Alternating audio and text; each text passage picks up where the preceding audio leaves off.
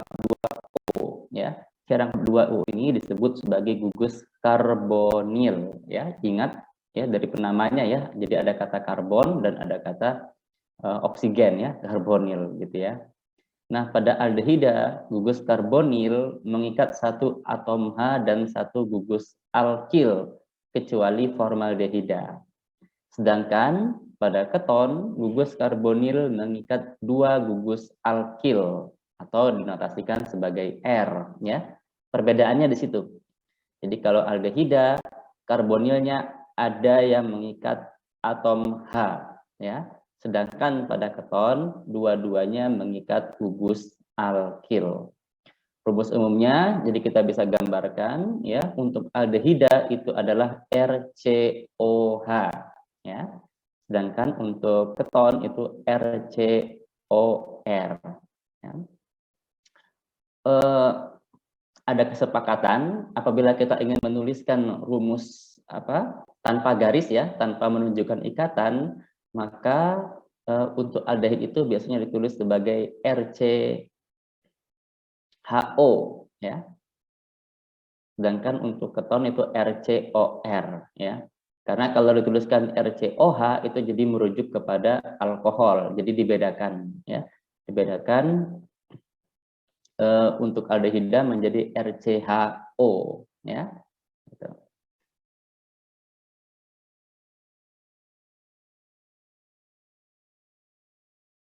Sekarang kita masuk ke penamaan ya. Kita mulai ke trivial dulu.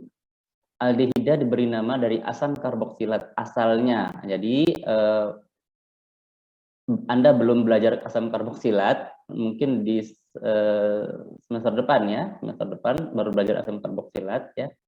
Jadi tapi sebenarnya sudah pernah ketemukan ya tentang asam karboksilat di SMA ya. Jadi bolehlah diingat-ingat lagi sedikit ya. Jadi aldehida itu dulunya adalah dibuat dari asam karboksilat ya, sehingga asam karboksilat asalnya yang tadinya ada akhiran OAT diubah menjadi aldehida ya. Nanti kita lihat contohnya. Sedangkan keton diberi nama dengan menyebutkan gugus alkil yang diikat oleh gugus karbonil diikuti kata keton. Nah, ini mirip seperti penamaan trivial ether ya. Kemarin kalau Anda sudah mahir menamakan trivial ether, maka Anda otomatis akan bisa menamakan ya secara trivialnya. Apabila gugus alkil yang diikat identik, maka di depan gugus alkil diberi awalan dia. Jadi sama persis dengan ether ya.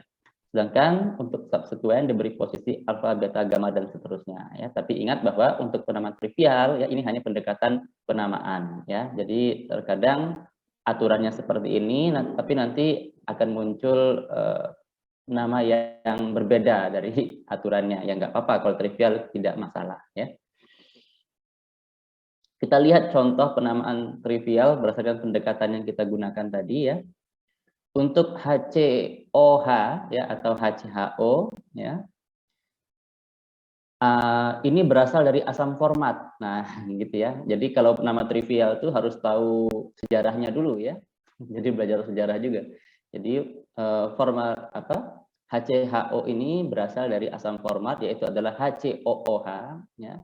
Sehingga dari nama format ya, asamnya kita hilangkan, formatnya kita outnya diganti dengan aldehida. Jadi formaldehida. Ya.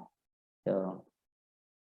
Ini ada lagi nama yang formaldehida itu nama trivial berdasarkan aturan tadi ya. Tapi kalau di sehari-hari justru lebih dikenal dengan nama yang lain ya, yaitu adalah formalin. Nah, kalau Anda sering lihat berita atau baca berita gitu ya, maka Anda sering menemukan istilah formalin ya.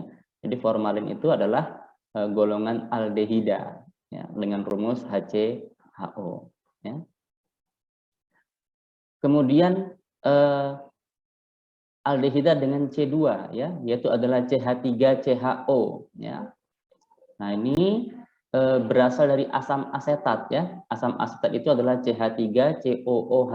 Nah, kalau dia menjadi aldehida, maka O-nya hilang satu, ya. Jadi dari nama asam asetat, asamnya kita hilangkan, asetatnya ganti atnya dengan aldehida menjadi asetaldehida.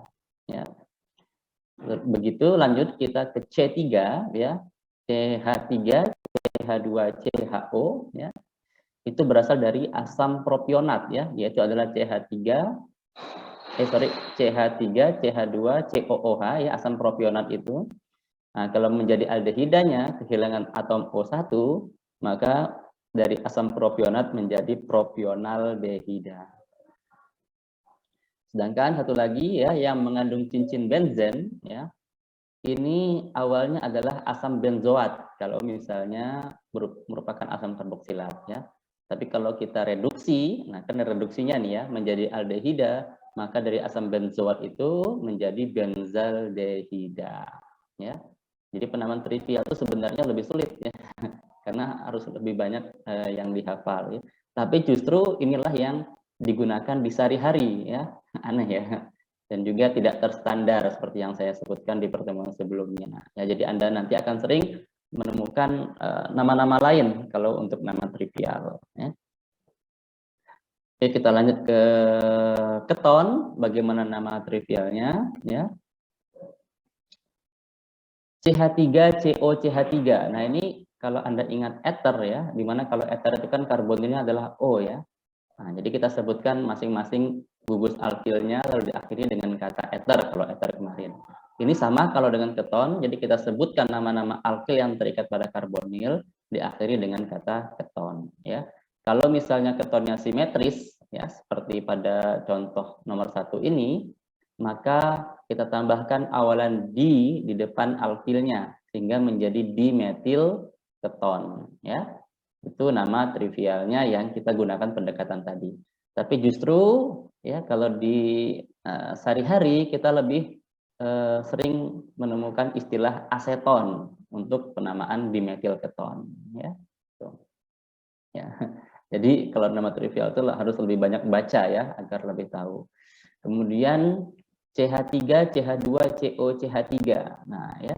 Nah, ini kalau kita gunakan aturannya seperti ether ya, jadi kita sebutkan etil metil keton.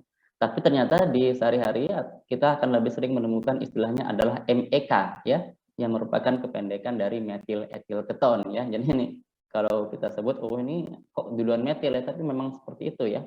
Jadi tidak terstandar, jadi banyak namanya ya, nggak masalah kalau trivial ya. Ini kemudian contoh lain di etil keton jelas ya, karena dua gugus yang diikat oleh karbonil adalah sama-sama gugus etil ya. Kemudian kalau misalnya melibatkan cincin benzen ya, benzen itu kalau dia menjadi alkil maka disebut sebagai gugus fenil ya.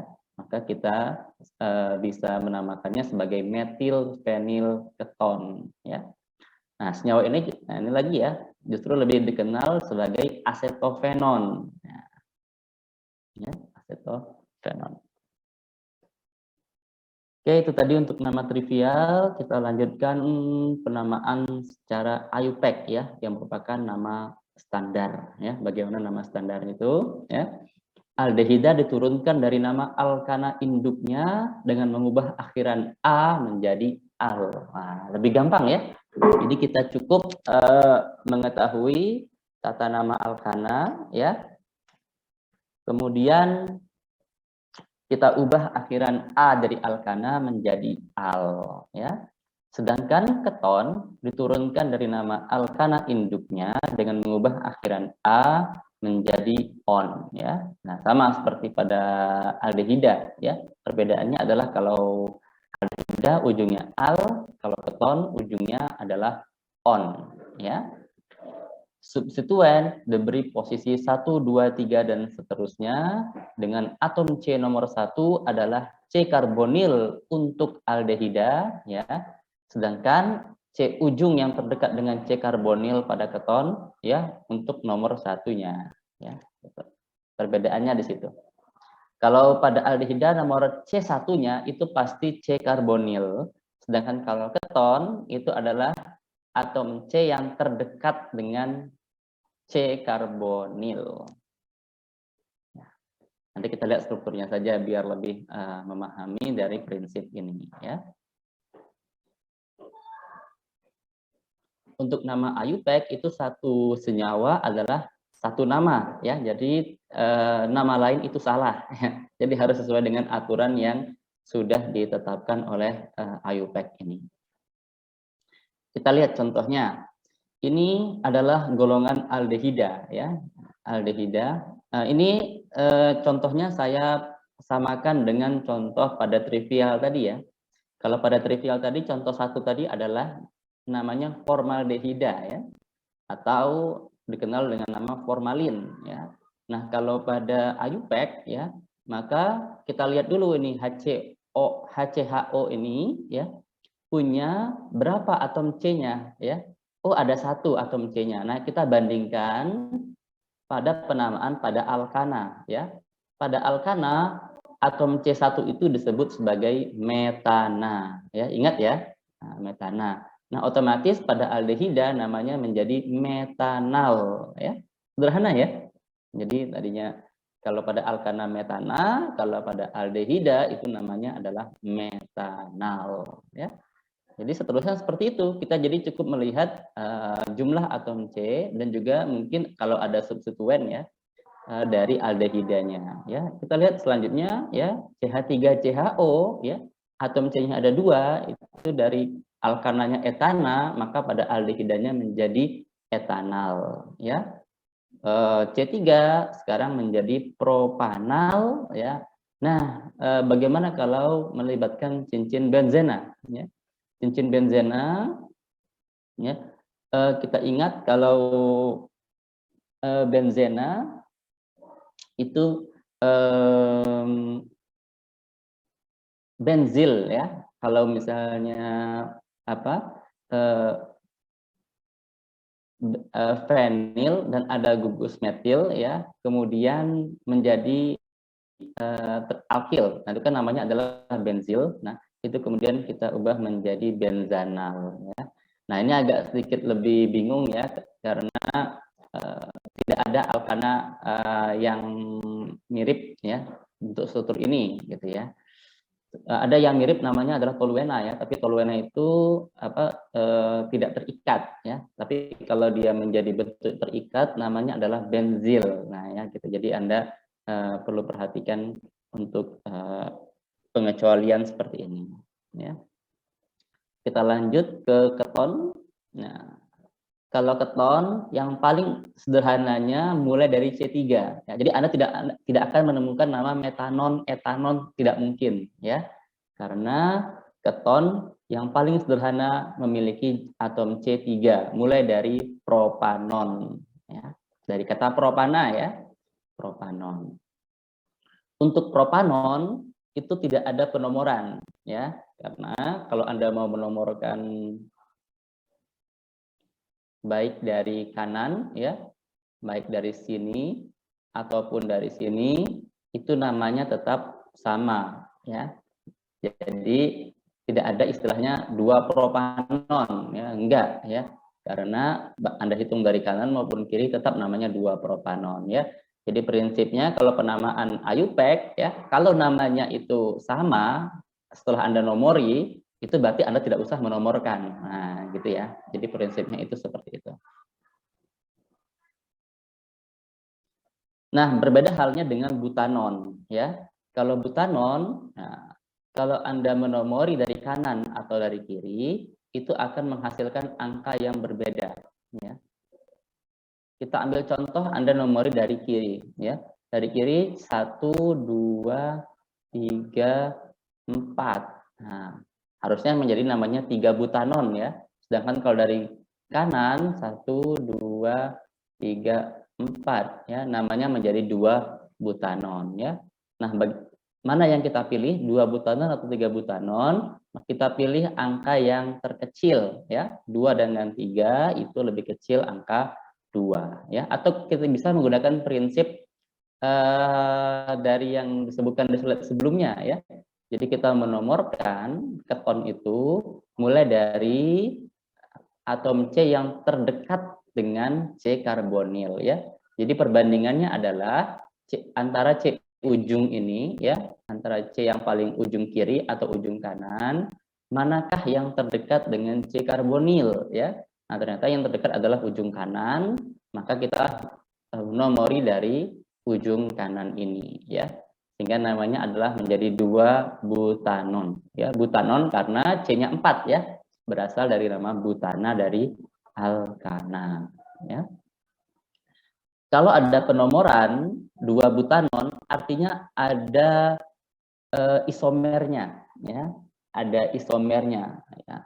Kalau tidak ada penomoran seperti propanon, berarti propanon tidak ada isomernya. Tidak ada isomer yang keton juga ya, bukan isomer maksud isomer beda golongan, enggak ya, tapi sesama-sama keton itu, ya itu tidak ada isomernya. Jadi propanon hanya propanon saja.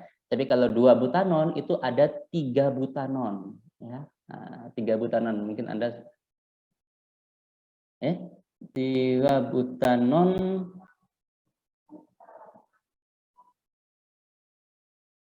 Dua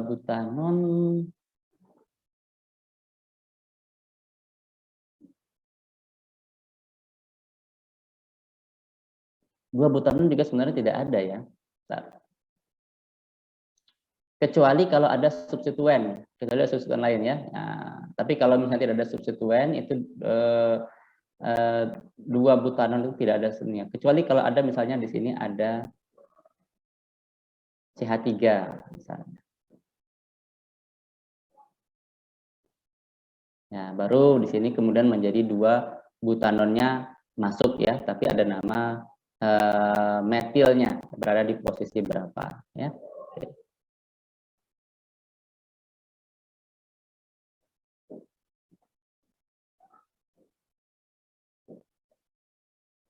Dua. Ada pertanyaan dulu?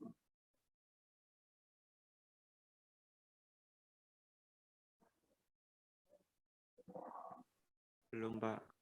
Belum ya.